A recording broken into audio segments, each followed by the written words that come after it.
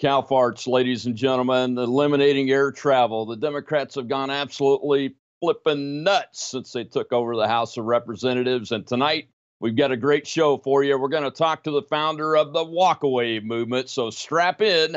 This is the Rob Maness Show.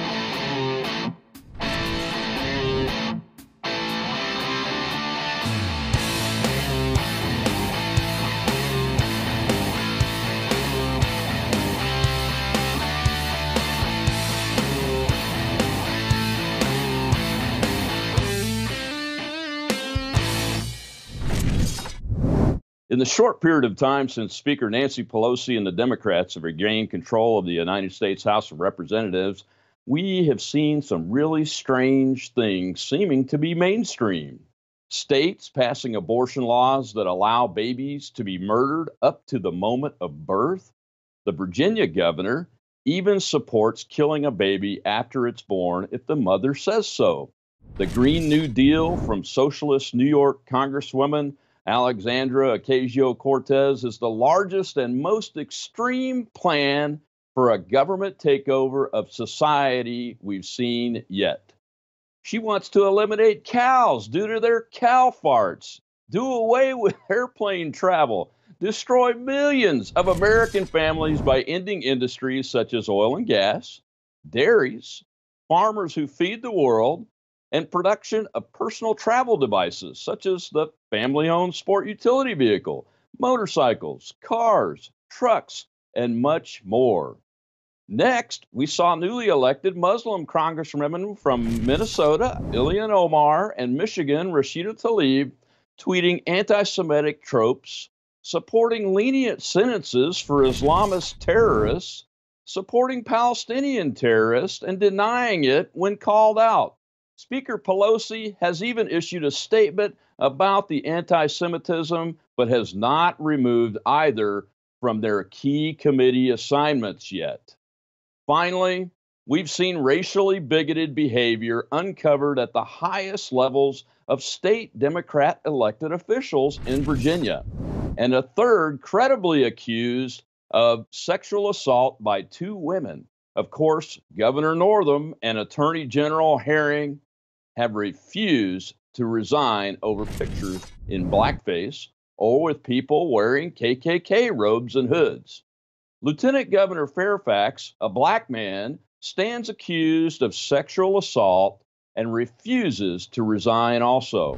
Interestingly, Democrats in the Virginia State House are calling for his impeachment if he doesn't resign.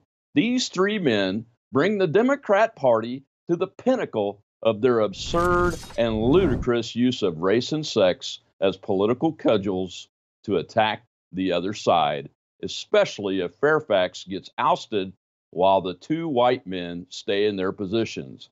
We heard all last year that people were leaving the Democrat Party because of its hatred for American fundamental values, and now we are seeing what they really want to do.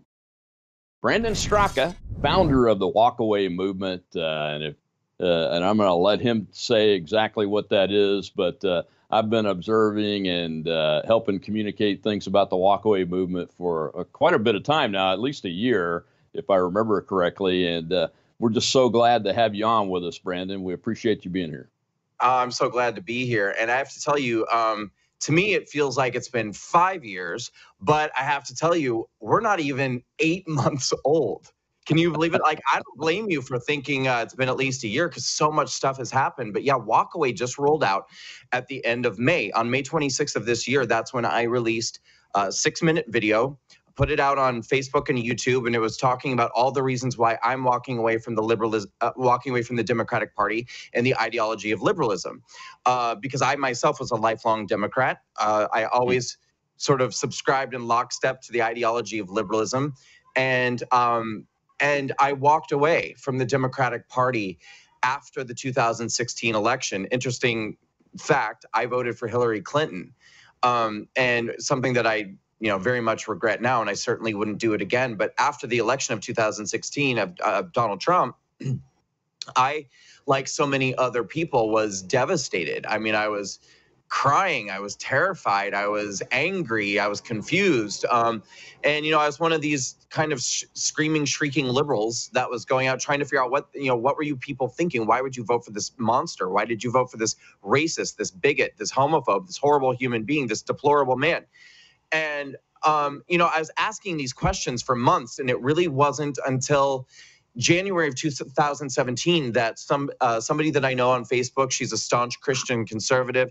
She and I had many battles over the years on Facebook, and but she reached out to me, I think, in the kind of the kindest and gentlest of ways, and just said, "Listen, I'm just asking, have you seen this?" And essentially, what she showed me was a YouTube video that very clearly demonstrated how the liberal media had taken moments out of context and isolated sound bites from Donald Trump's campaign and spun their narrative about, what they wanted people to believe, which wasn't really, congruent with reality.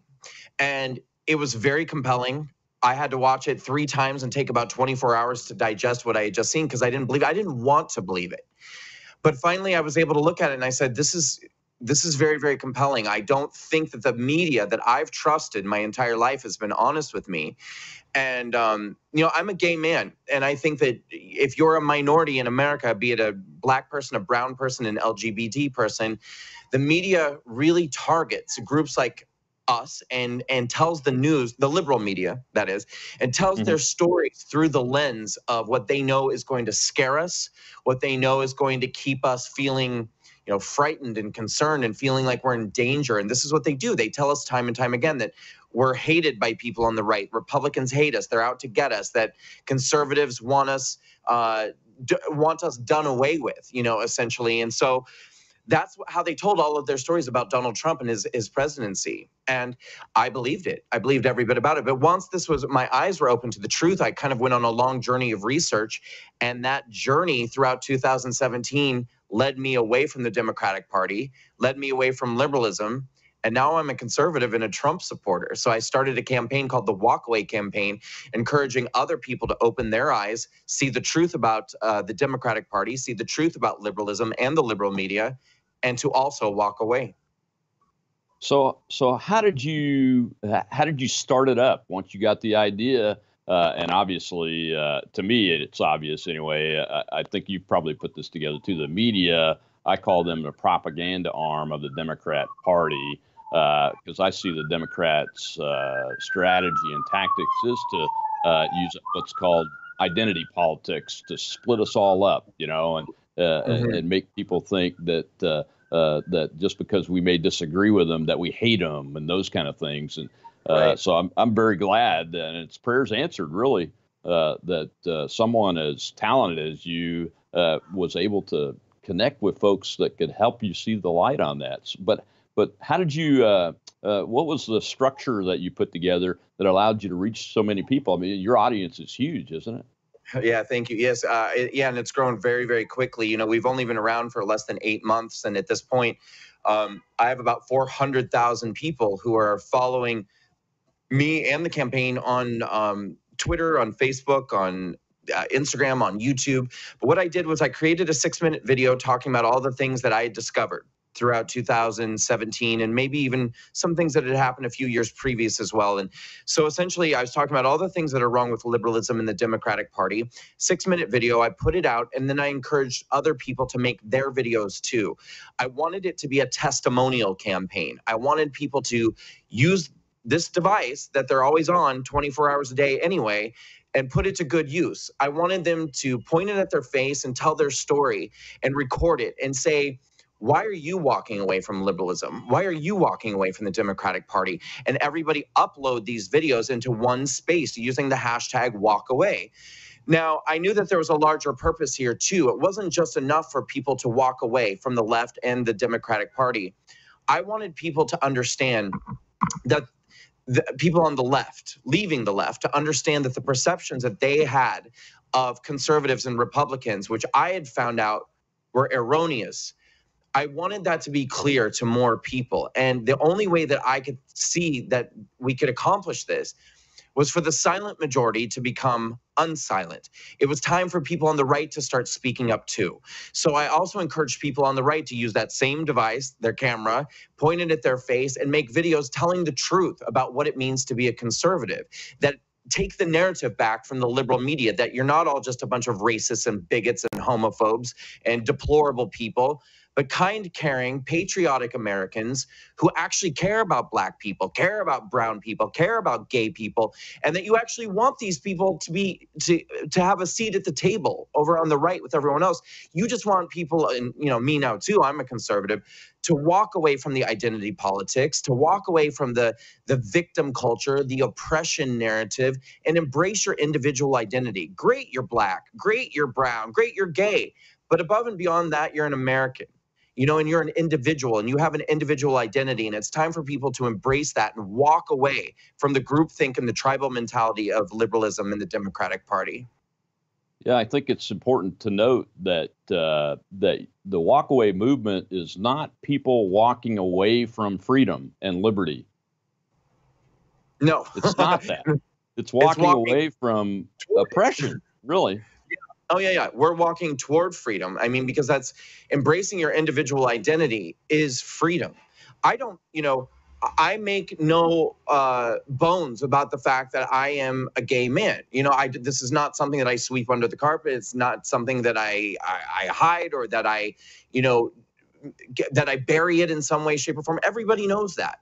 And there's nothing wrong with that. But that's not my identity. It's a part of who I am. But ultimately, at this point, I want to be an individual who can be successful and be anything that I want to be in America, because that's what America is all about. And I want to support this president who embraces these same ideals that I do. And it doesn't matter, what your color is or what your background is, but the left is obsessed with that. That's all they care about. The left wants to, as you said earlier, they want to divide us into camps based off of our identity, and then organize these camps into victims and oppressors. And so obviously, if you're a straight white man, you're the biggest enemy to the left. And I don't buy that. And I don't want to be a part of that, because to me, I don't differentiate sexism between pointing sexism at women or pointing it at men. I don't differentiate discriminate against somebody based off of their sexual orientation if they're gay or straight. Or I don't differentiate racism as something that can only happen to Black or brown people. Not true. If you're going to discriminate against somebody or treat somebody with hostility because they have white skin, you're no better than any other kind of racist. And I reject all of it. So you're absolutely right. We're walking toward freedom and toward love and toward unity, and away from the Democratic Party that I think can only thrive if they keep us at odds with each other and if they keep us divided. Yeah, and it's really ironic that, the love trumps all phrase that was developed by the left really is a fact. You don't have to agree with each other to be able to love somebody as your brother, your sister, your friend. However you want to do that. Fellow Americans, we exhibit love for each other through the founding values of the United States. Even though the United States made some huge mistakes early on and wasn't able to do away with some of the things that we still, even to this day, continue to have challenges with, like race. But the values that were written into our foundation are what people are running to in the walkaway movement, and the values that aren't in our founding documents, which is government oppression, government takeover of private property and private industry. Those are the things that the Democrat Party has come to now believe in, and even limits on life, even if you're a full-grown baby that's been born alive from an abortion. The Democrats' governor in Virginia even said it was okay to kill that baby, right. or in New York, even up to the moment of birth. It's okay, and it should be routine to do that. That's a liberty issue from my perspective. That's a liberty issue from my wife's perspective. It's a common sense issue, and we want people to have freedom and liberty in the United States of America, and we want the country to develop into what the dream and the experiment was all about in the first place. And I personally think we've come a long way to that. And your movement is helping to highlight those things, Brandon. And I want to thank you again, and I really appreciate it. But also, what's happening today, though, transition here a little bit to current events. But what's happening today is the darn Democrats were able to get the House of Representatives back, and your movement is being borne out that it's the way to go, is to walk away from the Democrat Party because of what we've seen. I mean, I want to get your thoughts on what we've seen from the Democrat-controlled House of Representatives the last few weeks. I mean, we now have what's called a Green New Deal. That's the largest government takeover of private industry and property and the ability to live free that I've ever seen in my lifetime from an American elected official out of AOC's offices there, Alexandria Ocasio-Cortez, out of New York. I mean, she doesn't even want to have cows anymore. We want to kill the beef industry. We want to kill the automobile industry. We want to kill the oil and gas industry. You're talking about millions and millions and millions of families being devastated by these things. And she wants to get it all done in 10 short years. Now, look, everybody's for having clean water, having a good environment. We do more in this country for the rest of the world, whether you believe in climate change or whatever. We have done and continue to do more in the world than any other nation and any other people about caring about what industry and what man's activities impact is on the world. We do more here than any place else, and we have always done more. But now we want this Green New Deal. You have Muslim congresswomen from Michigan and Minnesota talking about, being anti-Semitic and thinking they can get away with it. Just today, Congresswoman Omar from Minnesota basically attacked Elliott Abrams for the United States foreign policy and accused him of, among other things, being inhumane, a warmonger, and giving the country a bad name from her committee assignment. Now, of course, Nancy Pelosi has taken Congresswoman Omar to task in the last 24 hours about her anti-Semitic tropes that she tweets out and has been known for saying, and that it's wrong. Just like the Republican side took on Representative Steve King from Iowa for his comments that were misconstrued, according to him, as racist, but he still said them, and he lost all of his committee assignments. I'm waiting for Ms. Pelosi to take the committee assignments away from Congresswoman Omar. What do you think about all this nutty stuff coming out of the Democrat-controlled House of Representatives now? They even want to ban guns again. Well, we come back to that one a lot. I feel like that one's always going to be on the recycle loop. What do I think? I mean, this is, I think, where we were headed. I mean, where they were headed. I'm not totally surprised. I do think it's interesting sort of watching the old guard and the new guard fight it out a little bit, because the Nancy Pelosi's, I think, and probably, the Chuck Schumers and some of the old timers there, I think they're a bit horrified by the damage control that they're going to have to be doing on a regular basis by these extremist fringe leftists that have sort of infiltrated our government with these ideas. But something that concerns me too is the way that conservatives are responding to this. Because yes, we can look at this rationally and we can recognize that these ideas are dangerous and bordering on sometimes hilarious, especially if you look at a lot of the details inside the Green New Deal. But you have to bear in mind, I mean, we cannot underestimate this woman, Alexandria Ocasio-Cortez. I mean, she has an enormous following. People love her, and young people love her. Now, this is where I think it gets really dangerous, because young people are very ill-informed when it comes to politics. Number one, I don't think they care very much about politics. I didn't either when I was 18, 19, 20 years old. I just didn't care. But they're also not being taught alternative points of view. I mean, in high schools and colleges and universities, they're getting liberally indoctrinated. And then on top of that, they're seeing this kind of fresh young face in the political movement, and she talks to them and she's fun. She goes on Instagram and she shares her beauty routine with young people. She encourages them to take breaks and take naps and take vacations and make themselves feel good.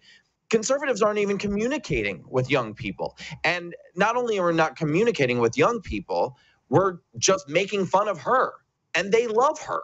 So this is not the way. I think, spending our time bashing out Alexandria Ocasio-Cortez might make us feel good. It might make us laugh.